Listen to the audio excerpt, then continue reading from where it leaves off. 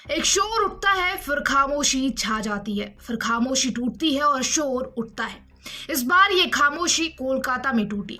शोर उठा निर्भया से पहले और निर्भया के बाद एक शोर उठता है, फिर खामोशी छा जाती है, फिर खामोशी टूटती है और शोर उठता है।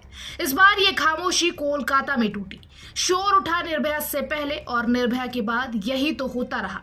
कोलकाता के एक सरकारी अस्पताल में एक जूनियर डॉक्टर को सवाल बड़ा है और जवाब बहुत अहम। इस रात ओलंपिक से भारत की सबसे बड़ी उम्मीद जुड़ी थी, क्योंकि इस रात भारत के star javelin thrower Neeraj Chopra का फाइनल मुकाबला था। और खेलों को लेकर अक्सर उत्साह से भरे रहने वाले पश्चिम बंगाल और खासकर कोलकाता के लिए ये एक बड़ी बात थी। यही वजह थी कि ड्यूटी पर मौजूद कोलकाता के आरजी कर मेडिकल कॉलेज के कुछ डॉक्टरों ने इस रात इकट्ठे डिनर कर साथ साथ नीरज चोपड़ा का मुकाबला साथ मिलकर लाइव देखने का फैसला किया था।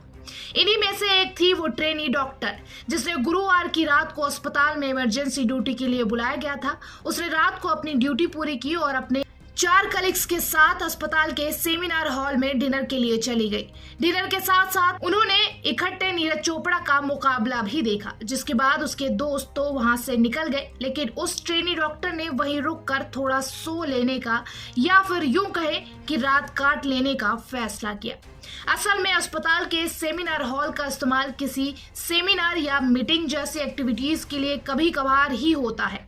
ऐसे में आमतौर पर अस्पताल के स्टाफ और डॉक्टर्स इस सेमिनार हॉल में अक्सर काम के दौरान सुस्ताने, चेंज करने या फिर नाइट ड्यूटी में झपकी लेने जाते हैं। गुरुवार की रात को भी 31 साल की वो डॉक्टर उस सेमिनार हॉल में डिनर के बाद आराम कर रही थी और रात करीब 3 बजे तक उससे वहां सोते हुए देखा भी गया था। अगले दिन यानी शुक्रवार की सुबह करीब 6 बजे इस सेमिनार हॉल में अस्पताल के स्टाफ को जो कुछ दिखा, उसके बाद तो सिर्फ अस्पताल ही नहीं बल्कि पूरे कोलकाता में बवाल मच गया और इसी कोशिश में उसका कत्ल भी कर दिया गया। ये यकीनन एक बड़ी बात थी, क्योंकि अस्पताल जैसी सुरक्षित जगह पर इमरजेंसी बिल्डिंग के अंदर सेमिनार हॉल में एक ट्रेनी डॉक्टर का कत्ल हो गया और इस वारदात की कोई चीख या शोर तब तक किसी को नहीं सुनाई दी जब तक अगली रोज सुबह उस किसी की नजर नहीं पड़ी। अब सवाल ये था कि आखिर ये कैसे हो सकता था? इस कत्ल के पीछे कौन था? अस्पताल का ही कोई स्टाफ, किसी मरीज का कोई तीमारदार, कोई बाहरी व्यक्ति या फिर कोई और? देखते ही देखते अस्पताल में अब इस कत्ल को लेकर लोगों का गुस्सा भड़कने लगा। खासकर अस्पताल में काम करने वाले डॉक्टर्स, ट्रेनी और मेडिकल कॉलेज में पढ़ने वाले स्टूडेंट्स इस वारदात से खासे नाराज थे। ऐसे में खबर मिलने पर आनन फानन में कोलकाता पुलिस मौकाए वारदात पर पहुंची और मामले की जांच शुरू कर दी गई।